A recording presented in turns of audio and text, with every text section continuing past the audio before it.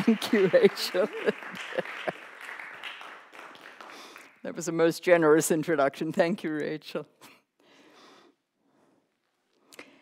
So, as I was thinking about what I wanted to talk about tonight, I found out that what I really wanted to talk about again was rivers. So that's my topic for tonight.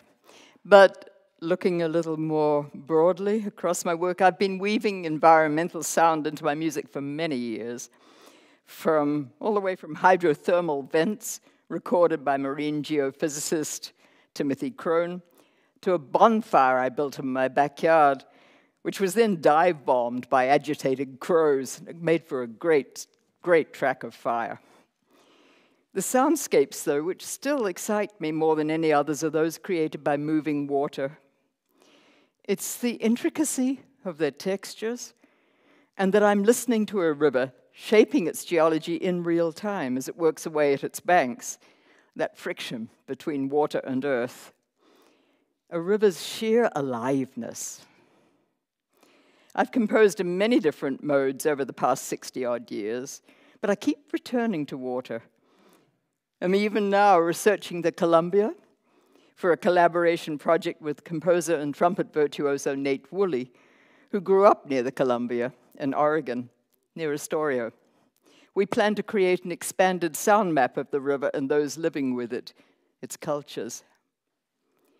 Very recently, I recognized something I'd known for a long time, but never quite as concretely as when I was able to hear it and feel it once again, that this is why I love to work with rivers.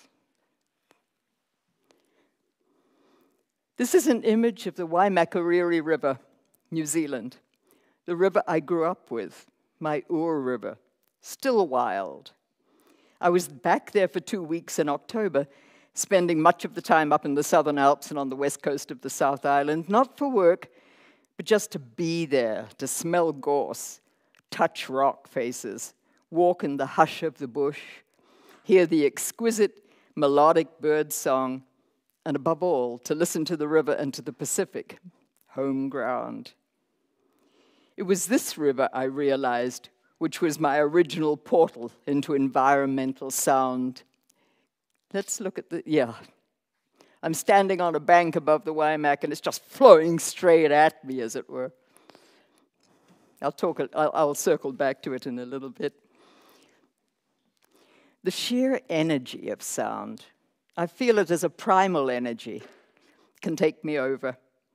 I think we all know that ecstatic experience.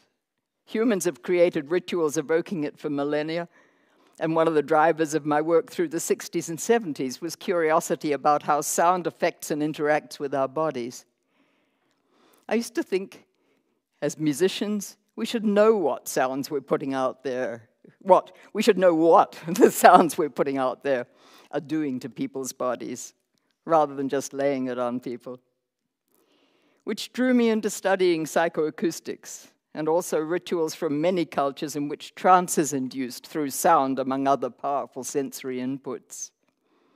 An early piece, Tiger Balm, explores that. And in the late 60s, it was one of the things that led me to fruitful exchanges and friendship with Pauline Oliveros, who developed the deep listening practice and so much more, a friendship I deeply treasure. Sound's penetration of our bodies is also one of the explorations underlying my work with rivers. Rivers are magnets. We're powerfully drawn to them, as are other species. Rivers enable life, and they take it.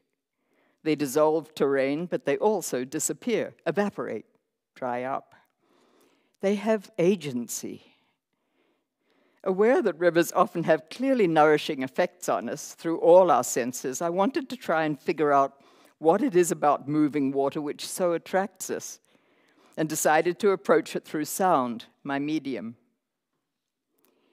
Water textures are enticingly complex, multi-layered, intricately woven, and have a sort of underlying rhythm to them. I began to think that they entrain our bodies on two levels, broadly speaking. Our brains are always scanning for new information, and the details, the complex textures that rivers create satisfy that desire. while the underlying broader rhythms draw us in, lulling and relaxing our muscles. It takes time. There's a sort of patience involved in river listening. When I'm recording, I settle into a comfortable position. Discomfort's a distraction, and any movement carries through the mic. And I like to record for at least 20 minutes, because the sound field is always subtly changing, and you never know what's going to happen next. More than half the time, something brilliant happens next just after I've switched off. So I try to extend my recording, my takes, as long as possible. So after choosing my mic position, I settle down, quiet myself internally, then gradually open up my mind and ears, listening further and further into that place, trying to hear across the whole audible spectrum.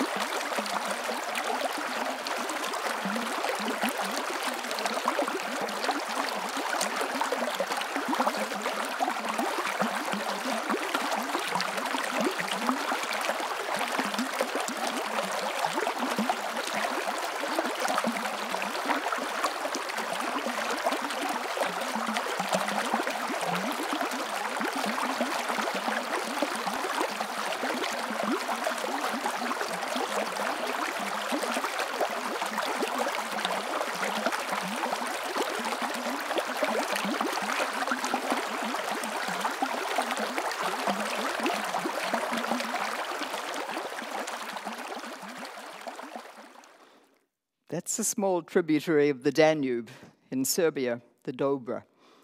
I was walking along the riverbank, ears pricked, listening for some good sound, and even from the road I could hear those little melodic tones in the middle of the sound.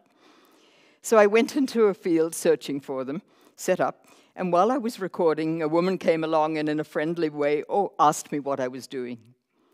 But my mic was really close to the water and didn't pick up her voice clearly, much to my regret. I was always interested in the different dialects I was hearing as I went down the river. But it did register that melody beautifully, however. And it's a melody that can be heard on many rivers and streams. It may well be sort of familiar to you. As I listen, I'm trying to hear the sound as layered. It's not just one sound thread, but rather a weaving of several. It takes a little while to sort out the various layers comprising a total sound, but it's fascinating to do. Can I play it to you again? It's just over a minute.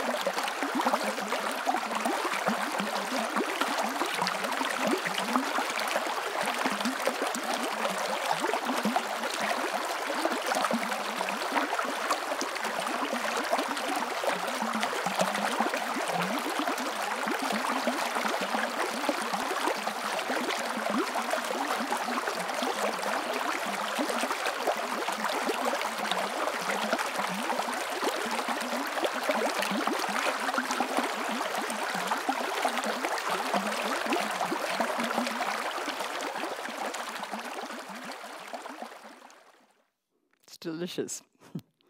Sounds as if it's repeating sometimes, but water never quite repeats. It's never direct repetition. I love that. I've made maps of 3 rivers, sound maps. I call them, the Hudson, the Housatonic, and the Danube, and recently collaborated with the superb sculptor and sound artist Liz Phillips on the fourth, the Schuylkill River, which flows through Philadelphia. These are sound installations set up in acoustically quiet spaces, often galleries or museums. Each has a large canvas wall map showing something of the river's topography, identifying the sites which can be heard, the date and time of day of the recording, anything else which is notable about it and not self-evident, and a small time display through which you can locate the site you're listening to. But I am not documenting these rivers. This has been done beautifully many times in various media. Rather, I'm trying to hear, sense, and grasp the nature of the river, its being. Here are images from one installation of the sound map of the Danube in Ulm, just downriver from Donaueschingen, Germany, just downriver from the sources of the Danube. I worked on it from 2001 to 2004, gradually moving down the entire river by ear, as it were, listening and recording in 4 journeys, each from 4 to 6 weeks long. I love traveling, but those were the richest journeys I've made in my life, I think. When I finished the river, I realized I wanted to do it all over again. So this is a close-up of part of the map to give you some idea of what it looked like. There's a detail. So Passau, just on the border between Germany and Austria, a great site. There are three converging flows of water there, the Ilz, the Inn, and the main flow of the Danube. And the Ilz, I got very lucky with the Ilz. I started walking up the river and came across a tunnel which had been pushed through a small hill, which facilitated logging. Loggers would just sluice their tree trunks down through this tunnel, saving them a lot of clambering around. And the tunnel, of course, had wonderful acoustics, a beautiful reverb. People would experiment with it, walk a little ways into it, and I managed to record some of those voices resonating in the tunnel. The Ilz was a delight to record. The Danube, it rises in Germany's Black Forest, flows on through Austria, Slovakia, Hungary, Croatia, Serbia, Bulgaria, Romania, just touching Moldova and Ukraine, to its enormous and ecologically vital, huge delta in the Black Sea, which turned out to be the quietest place I've ever been in. The combustion engine is more or less banished, except for small boat motors. There are no roads, no cars, no trucks, just boats and isolated little communities living here and there, moving always, traveling always on the water, and super quiet. Beautiful place to record. It had a very special feeling to it, that quiet. Occasional fly, a frog from time to time, a bird. Two major avian flyways converge over the delta. It's an enormous wetlands, really beautiful. For a lot of people, going back to the map, for a lot of people I discovered this was the first time they had ever seen a map showing the entire flow and shape of the river, other than in a very sort of basic form, and they were fascinated by it. It's Europe's second longest river at approximately 2,880 kilometers, and it's one of the continent's most historically significant. Its drainage basin encompasses much of Central Europe, and it's carved out deep gorges through the Carpathian Mountains and between that mountain range and the Balkan Mountains. The physical map for the sound map of the Danube was created by cartographer Baker Vale and graphic designer Susan Heiser, working first with the very detailed maps which are produced for cyclists in Germany and Austria. They were a godsend. I could look at them carefully and find wetlands, spot wetlands, which might be really great to record, especially with a hydrophone. And I could just sort of spot likely rich sites for recording. The Radfahrer maps, the cyclist maps were great. When we ran out of them, when we moved out of Austria further east, then we were using river trail maps, road maps, any reliable maps we could lay our hands on, and it was a complex sort of jigsaw piecing together the details of the river. And Baker and Susan pieced it all together with tremendous care, assembling a physical map 3 feet high by 6 feet long, which we had printed on archival canvas, as some old maps used to be. Didn't want to project it. I wanted it to be physical.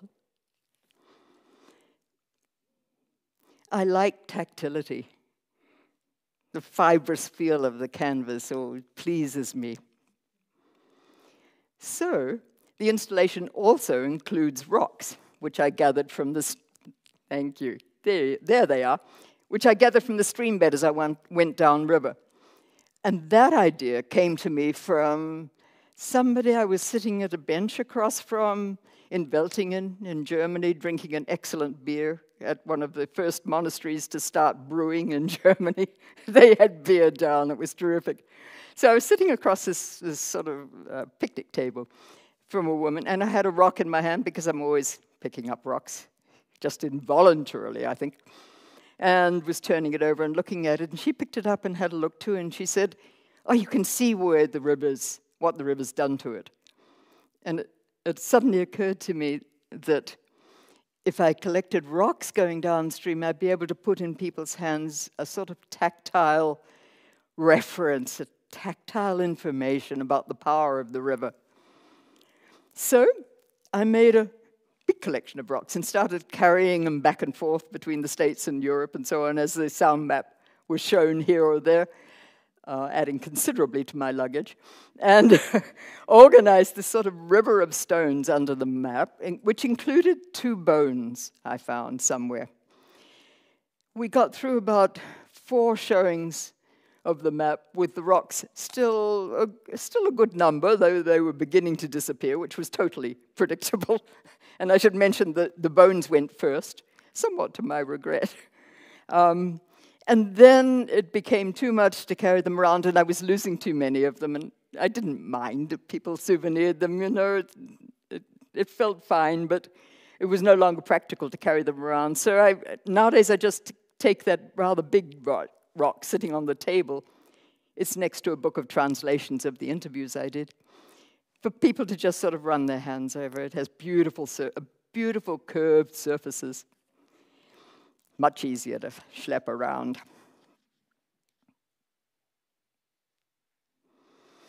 So about the map, a nice thing happened one day. A man came up to me in Austria and said, "You know," pointing at one of the curves, "I don't think that's quite right. That's not exactly where such and such a place is," which was great, really beautiful. So I said, "So where should it be?" And he pointed out where it was. And of course, the map is I don't know. It doesn't show every single detail. It couldn't possibly, right? It's a generalization. But I love that he was very aware of exactly where the location he favored should be. So often, visitors are already familiar with the river and like to know where they are in it. And I say in it, because my hope is to draw you into the river's sounds so deeply that you feel that you are indeed in it, not separate, not scanning it, but inside its energy flow, thus one with it, immersed. So I like to record in close-up more often than in broad sound fields, and do a lot of recording from the banks, only occasionally from a boat, because I want to place nothing between you and the river. Which is also why I do very little modifying of a recording beyond selecting what to include in the map, and sometimes rebalancing or equalizing to bring out a particular layer, often that which drew me to the site to begin with. My first sound map was of the Hudson, near which I live, I was working on that river in 1982, recording from its sources in the Adirondacks down to the ocean, and made an installation for the Hudson River Museum, incorporating a large physical map of the river and interviews, which I'll return to shortly. When 20 years later I wanted to explore rivers again, the Danube immediately came to mind, rich in history, in the variety of terrains it flows through, of cultures it sustains, and underlying it a question which I'd not probed in the Hudson Sound map. What is a river? What is its being? What is river nature? So talking with people whose lives were closely bound up with the river, I asked, what does the river mean to you? And another question which sort of got closer to the heart of things, could you live without it? Michael Fröschel, a cabinet maker in Grein, Austria, who spends as much of his time as possible on the river in a small boat, even when it's in flood, moving super fast and it's completely illegal to be on the river, opened up in a way which still moves me, saying, for me it's a real part of my life. Not to live on the Danube would be a catastrophe. I couldn't function. This river, which brings a kind of power with it, but also a sort of crazy energy comes from the current. You have to go with it. I can't imagine living without the Danube.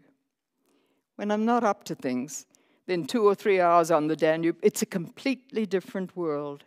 And for that reason, for us, it influences your mood and your psyche so much that we fall in love with it. It's the best medicine for us. So now I'm going to play you a couple of contrasting Danube sites. Grein, with Fröschel's voice added, and Baikal in Bulgaria, both recorded with a hydrophone. Grein was once a very dangerous, narrow stretch, the riverbed full of reefs and big whirlpools, where special guides and teams of horses were hired to pull ships safely through. You can still see the old trails they used.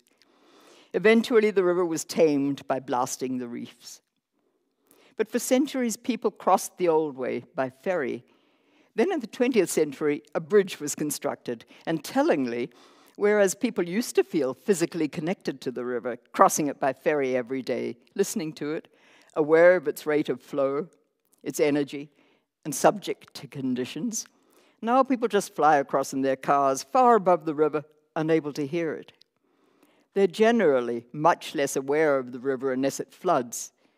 That connection's now attenuated, said Michael Fröschel with palpable regret.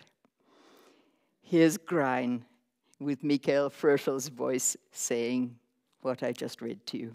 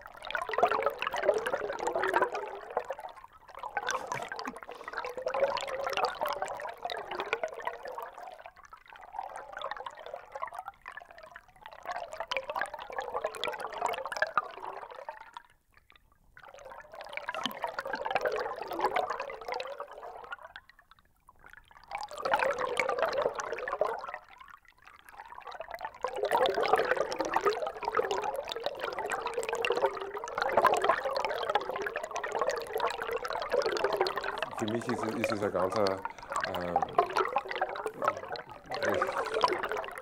einer der wichtigsten Bestandteile meines Lebens, dass ich kann es woanders zu wohnen, nicht an der Donau zu wohnen, wäre für mich eine Katastrophe. Es würde nicht funktionieren. Ja. Ich könnte vielleicht in Mauthausen wohnen oder in Linz wohnen, das ginge noch, dass ich diesen Strom, der so eine Kraft mit sich bringt, aber auch so eine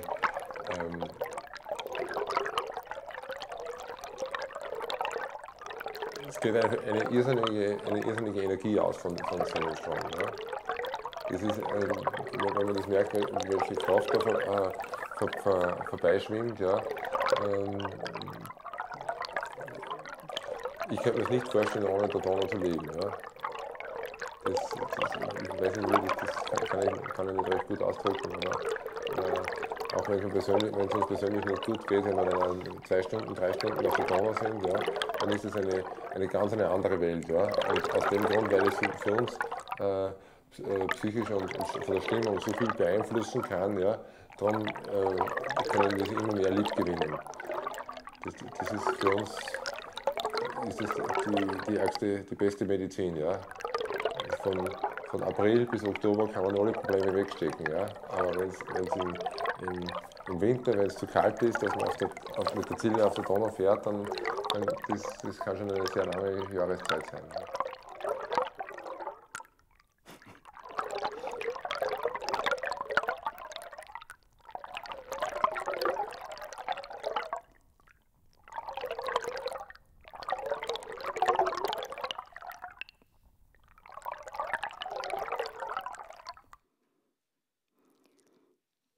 It's the most musical phrasing, isn't it?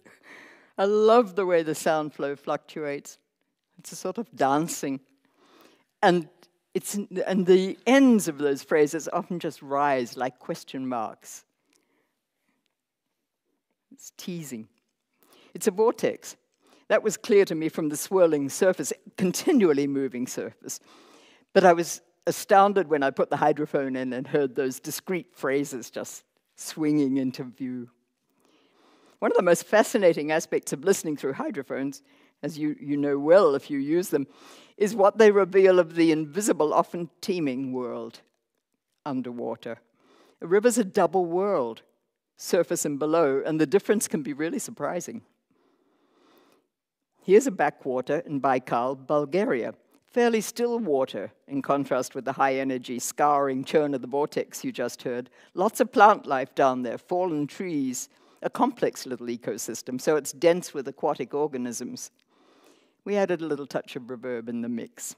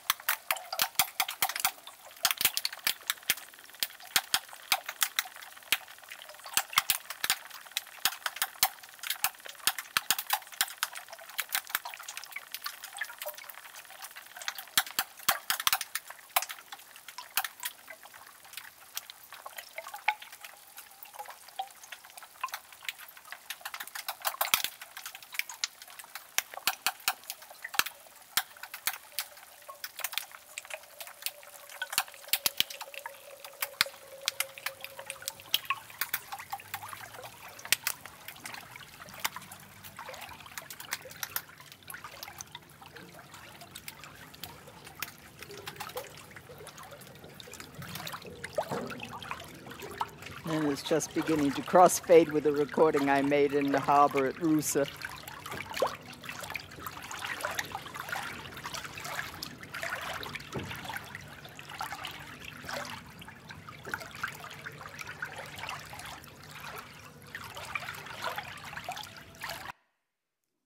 Turning back to the Hudson.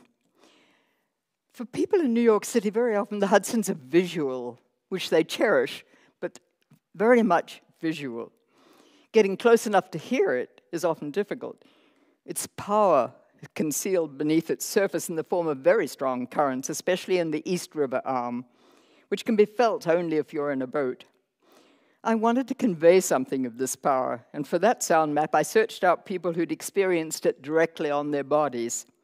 A fisherman, a river pilot, an upcountry judge, a farmer, Robert Boyle, writer and activist on behalf of the river, and Chuck Severance, an Adirondacks ranger and born raconteur who lived on the river all his life. And as a boy, he was roped in to take food to the loggers' river drive camps, where the huge rafts of logs were assembled for floating down the river to the mills in the spring. Here's Chuck describing the ice jams which would form and explode on the river. This river up here in the spring is an entirely different animal than what you saw yesterday. It would probably be 20 feet above what you saw it yesterday, at least. In a normal year with a normal snowfall in the mountain. In a heavier year, it would be more than that. And the river would be absolutely white, all down to there. There wouldn't be one stretch of water, but was absolutely white.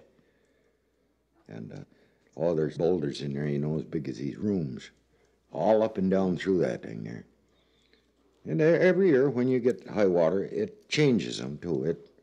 It'll bring stuff in and take stuff out, so the pools are changing all the time. They're never the same from one year to the next, because those boulders will move. You see the thrust of that water there, so it changes things. You go fishing, you notice it when you're fishing. You wade out into a place, there used to be a rock there, the trout under it. Well, the rock's gone now. There's maybe another one there now, bigger or smaller or something like that.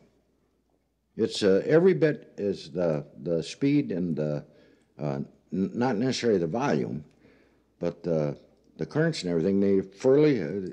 They're just as bad as they are out on the Colorado, the Snake, or any of those huge rivers. This near just as bad as far as the white water is. People are concerned. The canoeists, the kayakers, and all that do all this traveling around the world on these rivers. This is one of the worst that there is for when it's up. It doesn't hold second fiddle to anybody. That's quite a river. And then I told you about this ice jam at the bridge that had plugged off the road. Well, I was down there last spring. The ice was jammed under the bridge there, and it was backed up for miles up the river. And I wasn't at the Glen Bridge. I was about a mile down on what they call the river road there. And we were watching it. The river was starting to raise down there, but there wasn't any ice in it because it's all blocked by the bridge there. But from where we were down there, a mile below that bridge there, we started to hear this noise.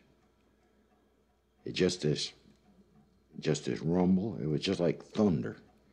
And stuff all come, and all at once here comes this wall right down the stream, and these great huge ice pans and cakes as big as this room, and it's 3 or 4 feet thick.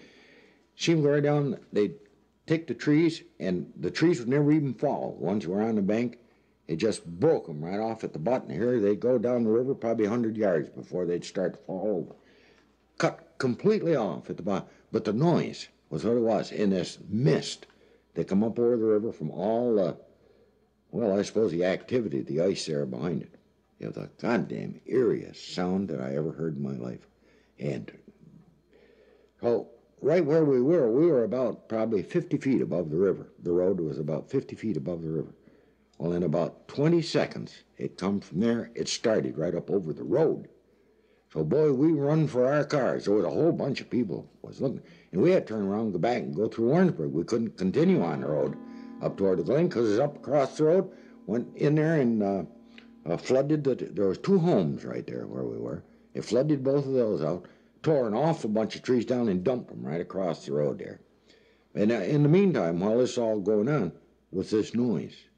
And it was the most eerie thing that I ever heard in my life. It just make your hair raise right on the back of your neck. That's a real fearsome sound when you hear it, when you know what it is. Listening to one river often seems to bring to mind another, one which you grew up with, perhaps, swam in, fished, walked along, tasted, explored, and turned to for calm in difficult times. With that association, I hope can come wanting to care for that special river, its environment and inhabitants, its health, actions of conservation rooted in whole personal, whole body experience. Sound waves enter us on many levels, affecting blood sugar, blood pressure, pulse rate, muscle tension, and more, which makes sound a powerful, intimate channel, a visceral, physical conduit of connection through which we can sense other phenomena, I feel. So can we go further and recognize this interconnectedness, this non-separation, and act from that awareness as we so urgently need to do now? More and more hints are surfacing that many of us are. Here's a concrete example of such action. The concept and practice of creating legal personhood for rivers, forests, and other environmental entities is a hopeful signal that we can act. Here's how that was done in New Zealand in 2017. The Te Awa Tupua, also known as the Whanganui, is a beautiful, calm river flowing through low hills and bush in the country's North Island, still pretty wild, undammed, and the country's longest navigable river. The Te Awa Tupua Hapu, or Maori community, for whom the river and its environment, its whenua, is home, have been struggling for recognition of that river as, to quote, an indivisible and living whole for over 140 years. Finally, on March 14th, 2017, the New Zealand Parliament voted to pass a bill settling the Hapu's claims. And a highly significant part of that bill centered on, to quote, the legal recognition of Te Awa Tupua as comprising the river from the mountains to the sea, its tributaries, and all its physical and metaphysical elements as an indivisible and living whole. It went on to establish, crucially, that the river is a legal person and has all the powers, duties, and liabilities of a legal person. And in order to actually implement these rights, the bill created a well-funded office to be the human face of Te Awa Tupua to act, speak for, and on behalf of the river. The river's new status ensures that if it's harmed now, the law does not distinguish between harming the hapu and harming the river. The hapu has a saying, I am the river and the river is me. The river is kin, which is inspiring other indigenous communities to invoke protection for rivers, forests, and lakes. And here in Quebec, I won't be able to pronounce it properly, but it's a beautiful name. The Mutahego-Shipu, or Magpie River, was given legal personhood through twin resolutions taken by the Innu First Nation Council together with SNAP Quebec and the municipalities of Mingani RCM in 2021. I'm sure you know about it. It was the first such recognition here. 9 legal rights have thus been established for the river, including not only the right to live, exist, and flow, and the right to be preserved and protected, but also the right to take legal action. And this last right is crucial to safeguarding a river from potential industrial projects, such as the hydroelectric developments and dams planned by Hydro-Québec. One has already been built. Implementing such protection is far from easy, I think. SNAP Quebec's website is www.snapquebec.org if you'd like to discover more about the organization's activities. It's based here in Montreal, and you probably already know it.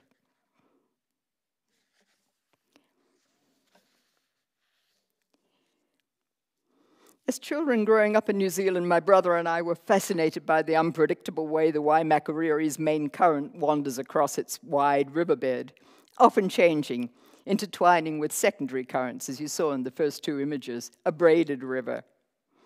Driving up to the mountains, our parents would stop the car at a particular bridge, all of us taking a keen interest in where the main flow of the river was this year. So I think I've always felt that rivers are alive. But it was an experience on the Danube in Rashova, Romania, which really brought this home to me. I was standing by the river wondering how a group of people washing their truck, which they'd driven into the river, would be able to get it out of the river again, when my spouse, the composer Ruth Anderson, said, "Listen to this." I was watching, but she was listening. And she'd found a spot where the river had carved an almost complete horizontal tube in the silty bank. I've never seen anything like it. And it was licking away at it. It was an amazing sound. So I lay down on my stomach, reached over the lip of the bank, and stuck the mic right inside the curve. Here it is.